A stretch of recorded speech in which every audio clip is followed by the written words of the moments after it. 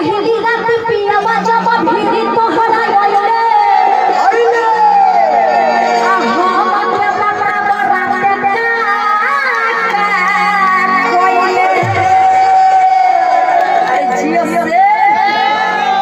ऐसे ही सीना चौड़ा करके रहना चाहिए जहाँ क्या। और ये जे गाना छै लड़की के शादी हो जाए तो सखी पूछे छै जे कैसे कैसे खेला तू पलंगिया पर खेलल आई सीरियसली के उहे वाला बात है ना।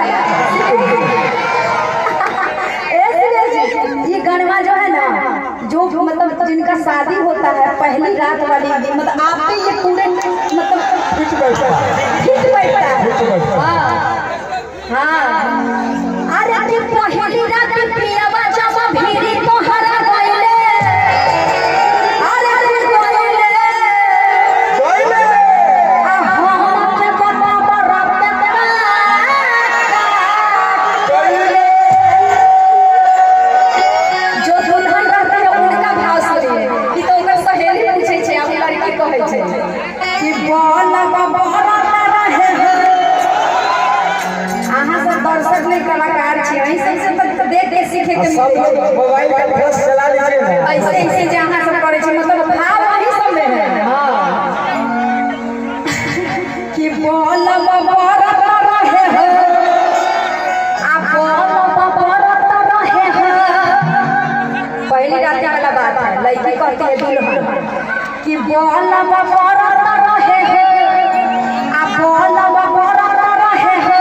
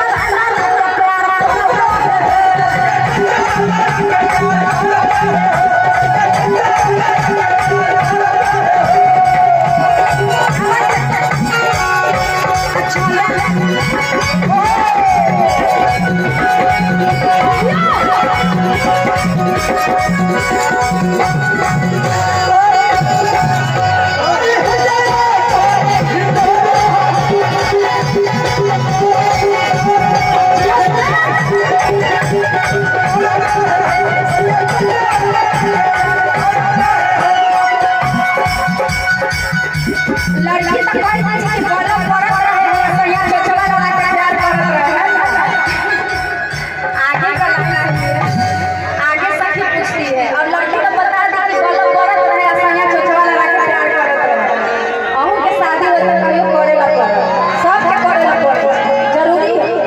हम भी शादी करेंगे एक दिन तो प्यार मोहब्बत तो करना है सबको करना है प्यार के बिना कुछ है बिल्कुल नहीं चलेगा प्यार नहीं होगा। आगे सखी पूछे छे आगे अरे कि कैसे कैसे खेला तू पलंगिया पर खेललू अरे कि खेललू आ कोई बार छुआ तू पलंगवा के दिहलू। आपकी शादी हो गई है इनका लेवे के मन करे छै केते आदमी देवे ला तैयार छियै कि बोल रही है अभी की शादीदार हमारे नवनीत जी देखिए बहुत अच्छे हमारे फ्रेंड बहुत अच्छे सिंगर और बहुत अच्छे इंसान। क्या बात है। हाँ नवनीत जी का बहुत बहुत स्वागत है।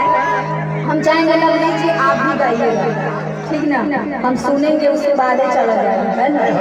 हाँ अरे कैसे कैसे खेला तू पलंगिया पर खेला ना अरे खेला ना कोई बार छुआ तो पलंगिया के मांगे यो लोग कुंवारा छे केते आदमी कुंवारा छे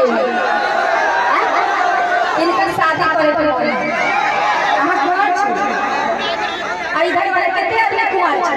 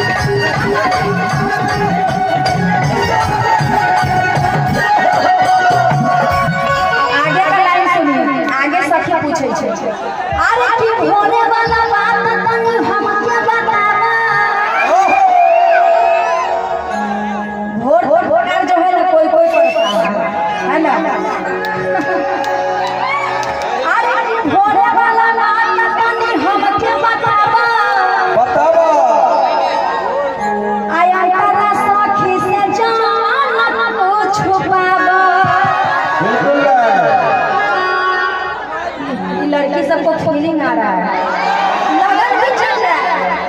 शादी होते हुए देखने से होता है कि मेरी शादी कब हो,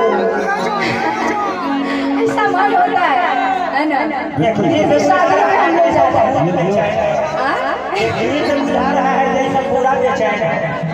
हम आपको एक ही बात बोलेंगे कि मिथिलांचल का लड़का चूज कीजिए और घर बसा लीजिए का टंडन।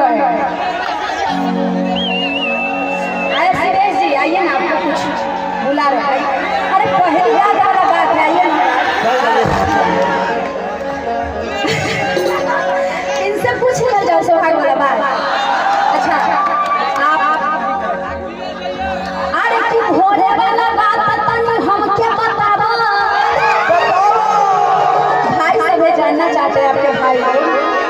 अच्छा उठाड़ी है, अच्छा उठाड़ी है। तो प्यार मोहब्बत नहीं होता है, मैं बिल्कुल होता हूँ। यही पे लागू होता है ना। 4 दिन चौथारी में कितना मर्दाना जो होता है ना, शादी करके लाया दारू रूपी के सूत गया। और कितना तो मतलब 12 बजे से लेकर के वो गाना सुने होंगे कि सुबह से लेकर शाम तक का, शाम से लेकर सुबह तक, सुबह से लेकर शाम, और फिर सुबह तक मुझे प्यार करो, है ना। ये तो भोर तक वाला बात है, ठीक है लेकिन अभी ये बेचारा के कोमर पर ना उतरता ही ना।